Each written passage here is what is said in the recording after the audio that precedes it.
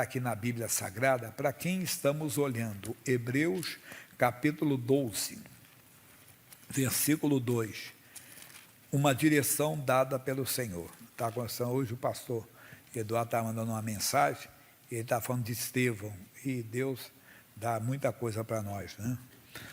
É Hebreus 12, olhando para quem? Versículo 2, olhando para Jesus, autor e consumador da fé. Você não vai conseguir, entenda, ter fé, se você não olhar para Jesus. Olhar, ouvir, atender, ele é o autor e consumador da fé. Olhar para Jesus é olhar para aquelas revelações que Deus tem dado. O missionário R. Soares tem explicado, quando Deus fala ao nosso coração, que uma palavra chama a nossa atenção, é Deus se revelando para nós.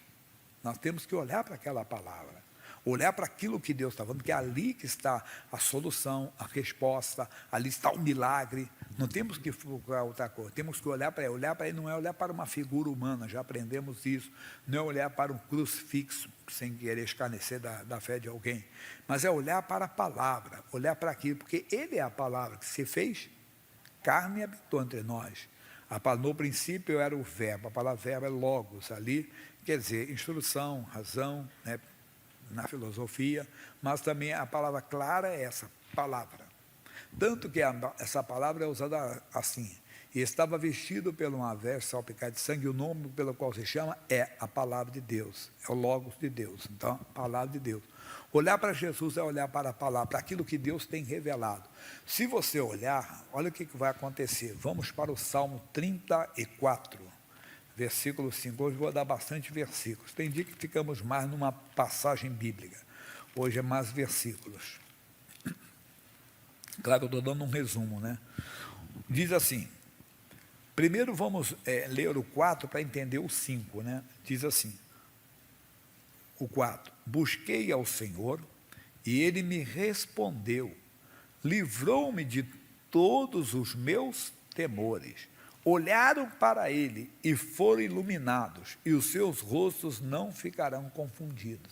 Então, você está, alguma coisa está assustando você, amedrontando você, roubando a sua paz.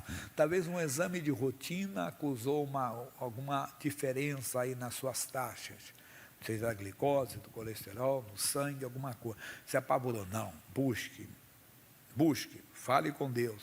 Foi o seu pai, a sua mãe ficou muito preocupado com o exame dele, com o exame dela, ou com a atitude dele, a atitude dela, ou descobriu algo dela. Busca ao Senhor, Ele vai te levar de todos os temores. Aí você vai olhar para Ele, vai olhar para aquilo que Ele vai te dar, você vai buscar. Quem busca, encontra, né? Aí você então vai encontrar, aí você vai olhar para aquela palavra e vai ser iluminado, não vai ficar mais confundido. Não, Deus está agindo, Deus está operando. As pessoas nem entendem isso. É que você olhou Jesus, você conseguiu contemplar a sua grandeza, o seu poder. Nós temos o caso aqui, por exemplo, que nós conhecemos bastante, do segundo livro de Crônicas. Eu falei que eu vou ler bastante hoje, mas eu vou lendo rápido para você vai acompanhando ali. Capítulo 20, versículo 12. Isso aqui eu dei semana passada.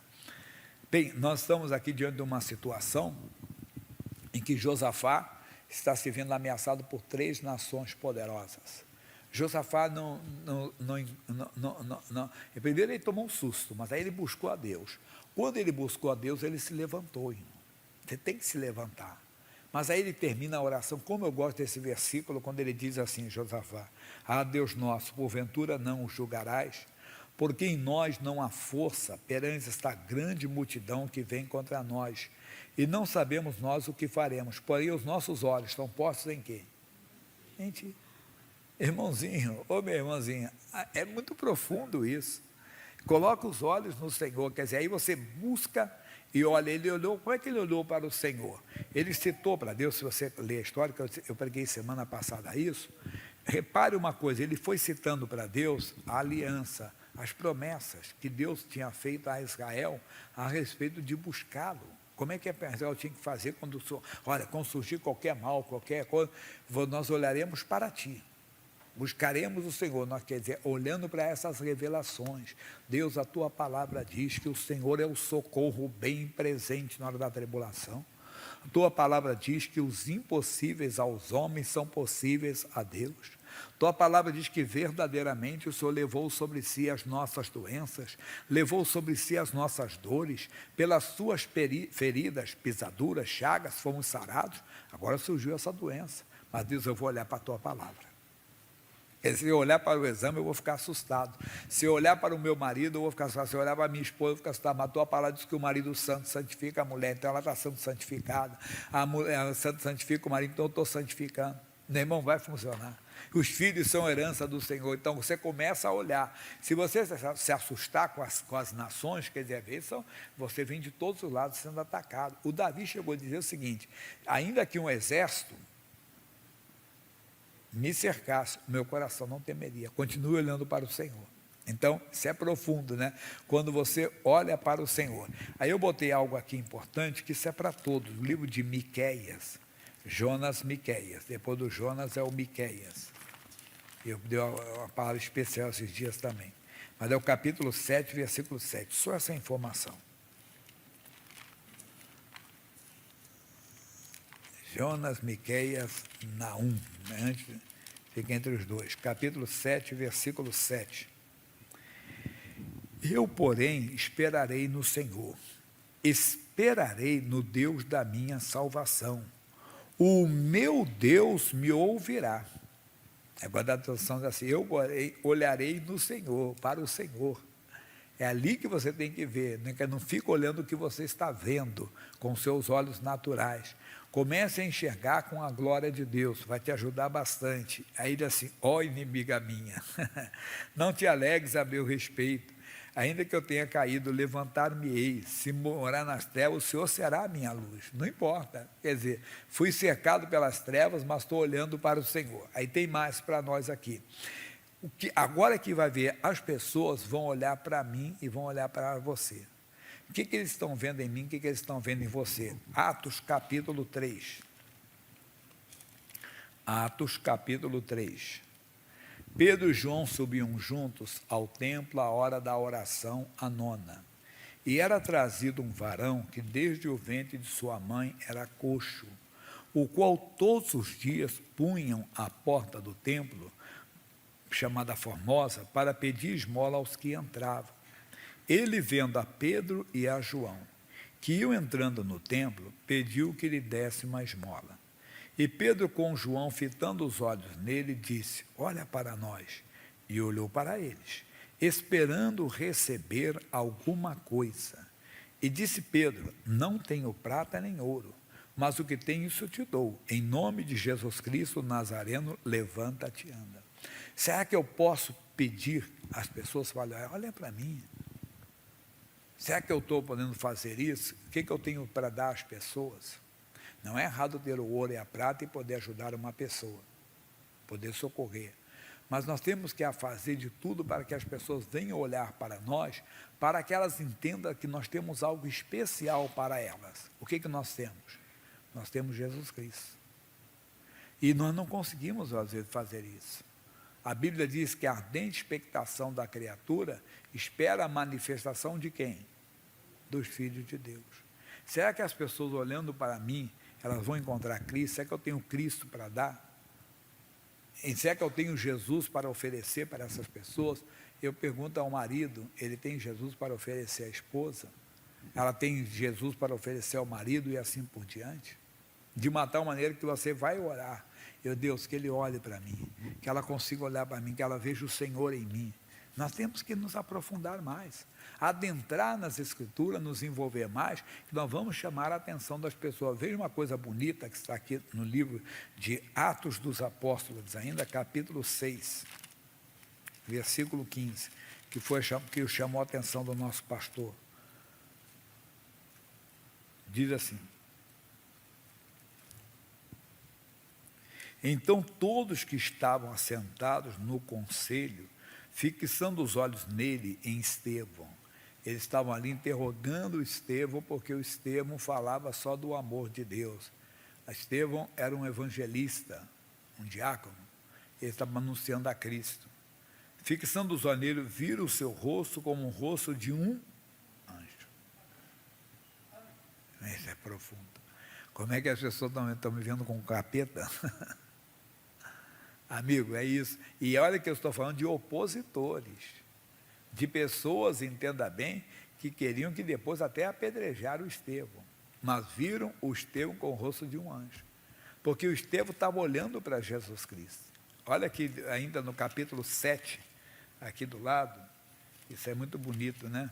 Você olhar assim, diz assim, o versículo 55, mas ele, Estevão, estando cheio do Espírito Santo e fixando os olhos no céu, viu o que, pessoal? A glória de Deus. E quem? E Jesus, que estava à direita de Deus. E diz: eis que vejo os céus abertos, e o Filho do Homem, que está em pé, à mão direita de Deus. Olhe para Jesus. Você vai brilhar, meu. Você vai ter o brilho de Deus. Até as pessoas opositoras, elas vão ver que há algo diferente em você. Vão notar. Notaram o que no Estevão? Notaram ali um homem, entenda bem, cheio da presença de Deus, cheio do poder de Deus. Olharam para Paulo, quando Paulo estava lá, capítulo 28 de Atos. Desculpe estar correndo assim, mas é um resumo, né, que eu estou dando de um estudo mais profundo. 28. Havendo escapado, então, souberam que a ilha se chamava Malta. Eles passaram por um naufrágio. O navio que Paulo estava naufragou, se partiu.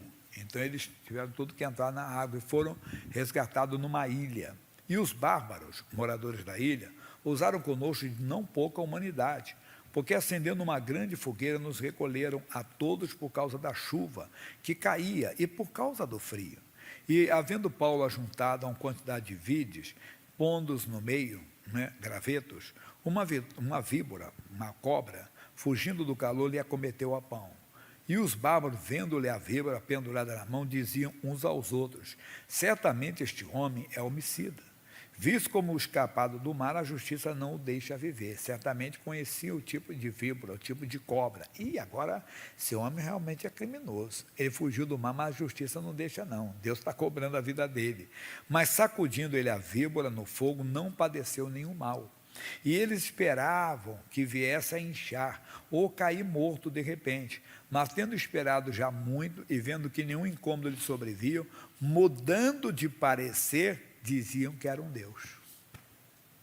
Até aqueles que esperam a nossa derrota vão ver você se levantando.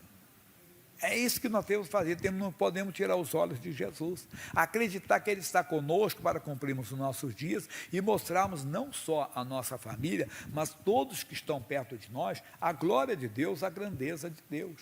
E o que falar, e não dá tempo de falar tudo agora para você, desculpe, mas quando o centurião, entenda bem, viu o terremoto e tudo que estava acontecendo, na morte de Jesus, Jesus crucificado, ele disse: este homem verdadeiramente era o Filho de Deus. Irmão, até na nossa morte nós vamos glorificar a Deus.